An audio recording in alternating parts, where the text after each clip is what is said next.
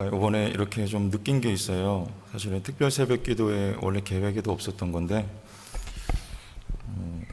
제가 여기 이제 부임에 와서 새벽 예배 마치고 기도하다가 그런 감동이 좀 있었습니다. 우리 성도님들 좀 더 기도할 수 있게 돕고, 우리 교회가 기도가 저 이렇게 좀 활활 타올랐으면 좋겠다.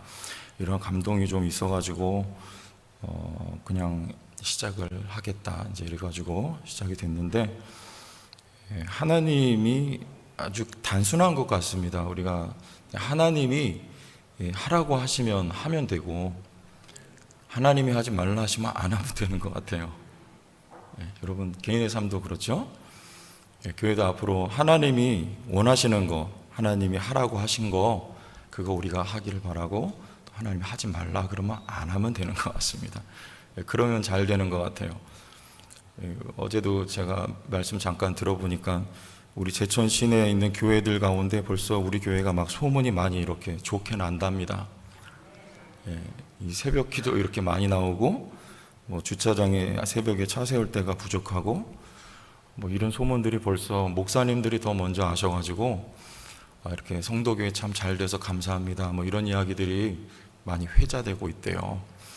그래서 이게 다 하나님께서 하시는 일인 것 저는 믿고, 그래서 그렇게 말씀을 드리는 거예요. 하나님이 원하시는 거, 하나님이 시키는 거, 우리가 하나님이 기뻐하시는 일, 우리가 계속 받들어서 섬기며 나가는 교회가 됐으면 좋겠습니다. 그럼 하나님이 복을 주시고 하나님이 이끄시고 인도하셔서 잘 되는 교회가 될 줄로 믿습니다. 오늘 이제 말씀을 나눌 텐데요. 오늘 43절 말씀에 보면 좀 특이한 점이 보입니다. 누구의 이름이 먼저 나옵니까? 이제는 전까지는 바나바의 이름이 먼저 등장을 했는데, 이제 드디어 바울의 이름이 먼저 등장을 하기 시작합니다. 바울과 바나바를 따르니 이렇게 나오죠.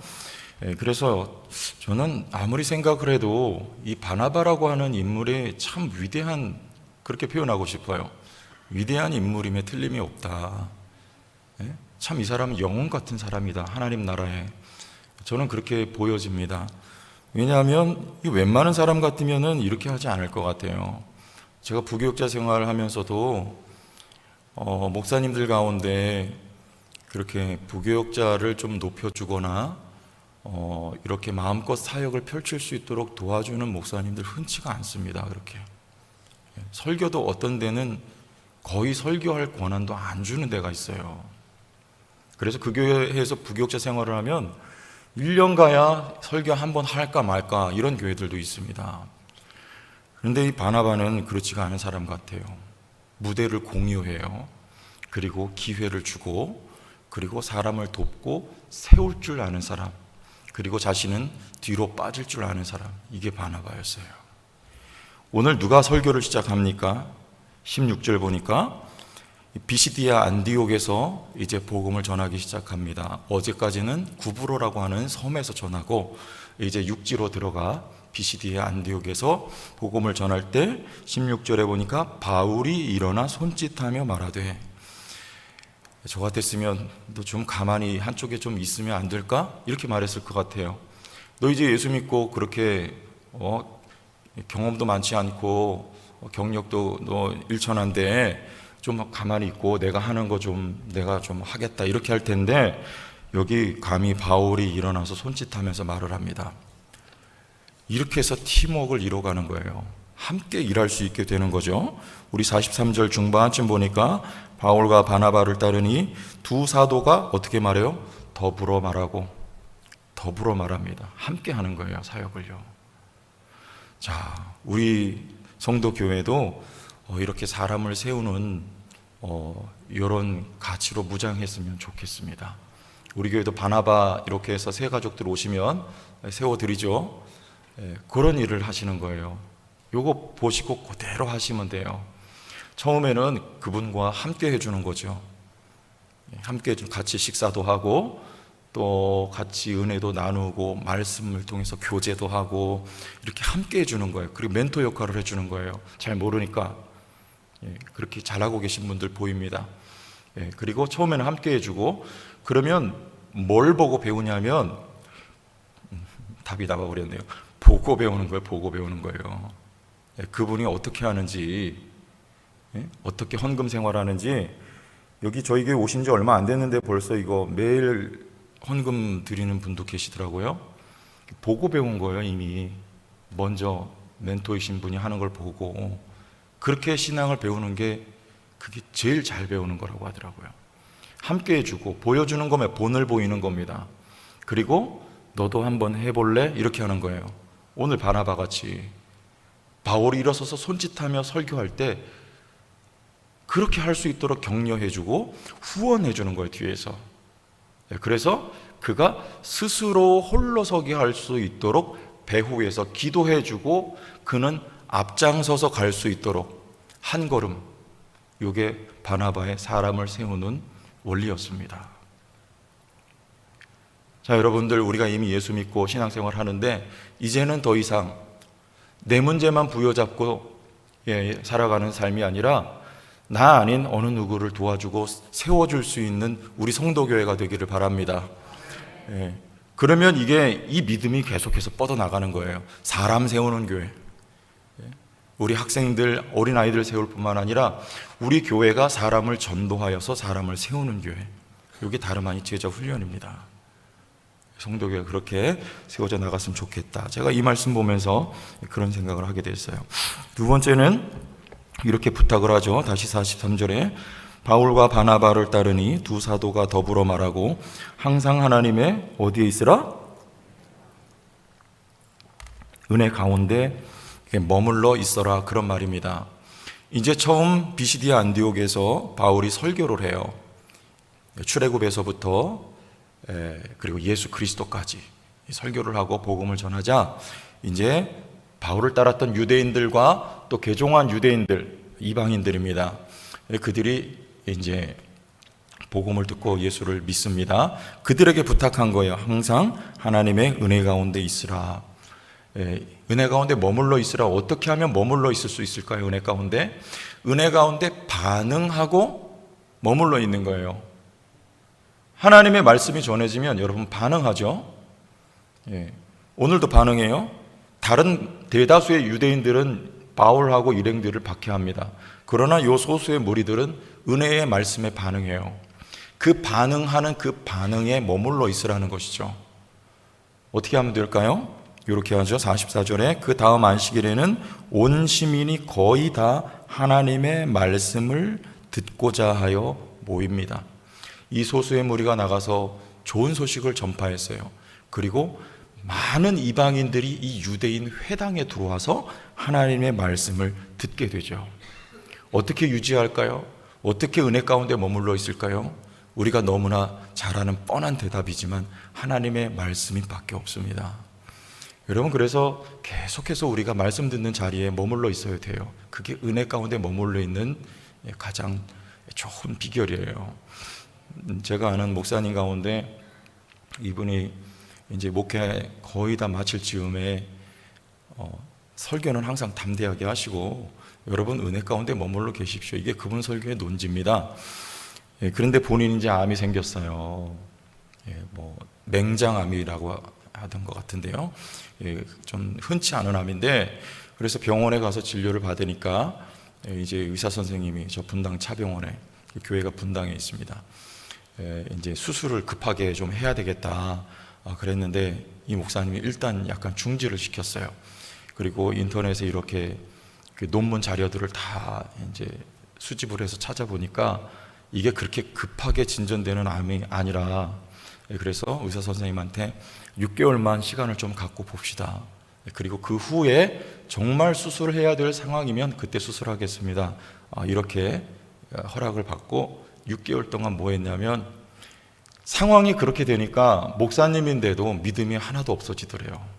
자도 암, 깨도 암, 아침에 일어나면 암 생각밖에 안 나는 거예요. 그러니까 그분 표현이 그래요. 우리의 믿음이라는 건 요 물 한 컵밖에 안 되는 거를, 요거 홀딱 마셔버리면 없죠. 그게 우리 믿음이라 그러더라고요. 그렇게 성도들한테 믿음을 설교하고 했는데도 정작 내가 암이 딱 생겨버리니까 믿음 싹 없어져 버리더래요.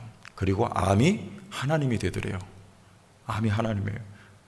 눈 뜨면 암인 거예요. 그래서 안 되겠다, 내가 이러다 죽겠다 싶어가지고 그때부터 하나님 말씀을 읽고 암송하기 시작했어요. 뭘 채우는 겁니까? 가슴 속에? 시편 27편 주로 암송하셨다 그래요. 여호와는 나의 빛이요 나의 구원이시니 내가 누구를 두려워하리요? 여호와는 내 생명의 능력이시니 내가 누구를 무서워하리요? 하나님의 말씀을 계속 암송하는 거예요. 운전하면서도 암송하고 여호와는 나의 빛이요 구원이시니 내가 누구를 두려워하리요?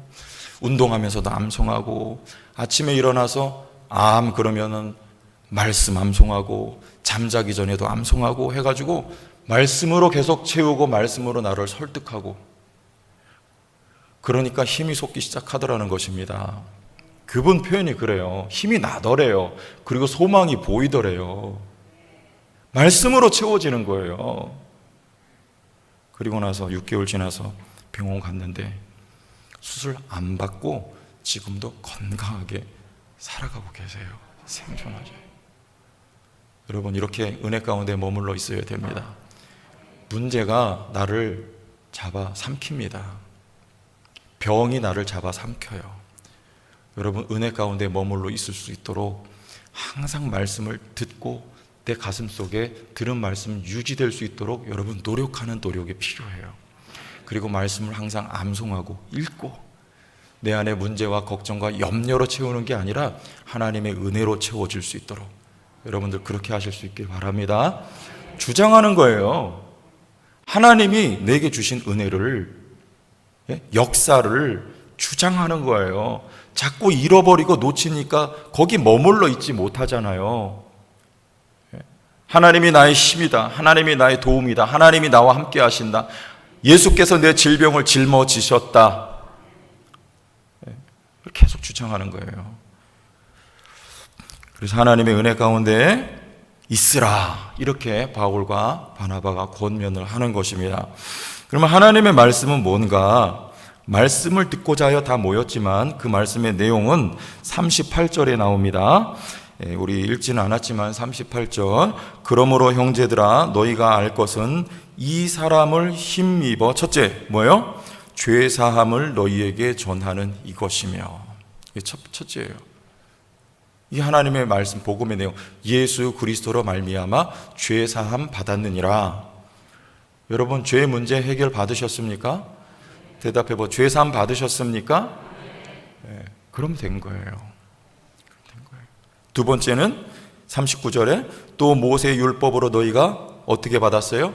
의롭다 하심을 얻지 못하던 모든 일에도 이 사람 누굽니까?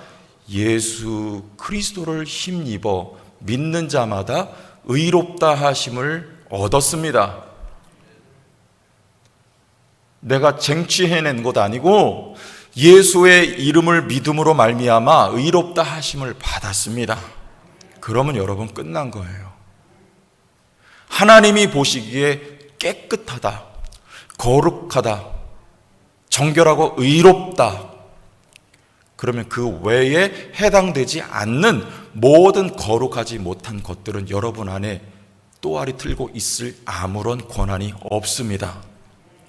예수의 이름으로 여러분 명령하세요. 모든 저주의 세력과 어둠과 흑암과 사망의 권세들아 내게서 떠나가라. 내가 예수의 이름으로 명령하니 물러갈지어다.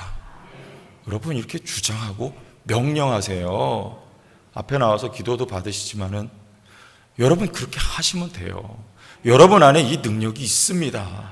이거를 사용해야 되는 거예요. 이미 의롭다 하심을 받았습니다. 아니, 내 삶은 이런데, 그거는 내 삶이 그렇죠. 그런데 거룩은 하나님이 거룩하다고, 내가 정결하다고, 내가 거룩하다고 한 것을 네가 속되다 하지 말라. 여러분 보고 하나님이 거룩하다고 하셨습니다. 그러면 거룩한 거예요. 토달지 마세요. 깨끗한 것입니다. 이게 능력이에요. 우리가 주의 보혈 찬송하잖아요. 주의 보혈 능력이 또다. 오늘도 이 능력은 여러분 가운데 살아 역사합니다.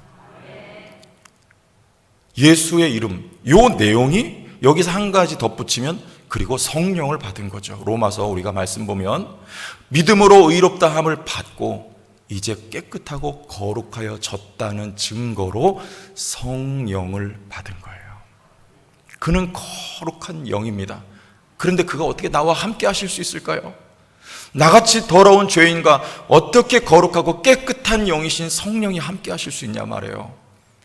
하나님으로부터 의롭다함을 입었기 때문에, 하나님 보시기에 나는 이미 의롭고 깨끗하기 때문에. 믿으십니까?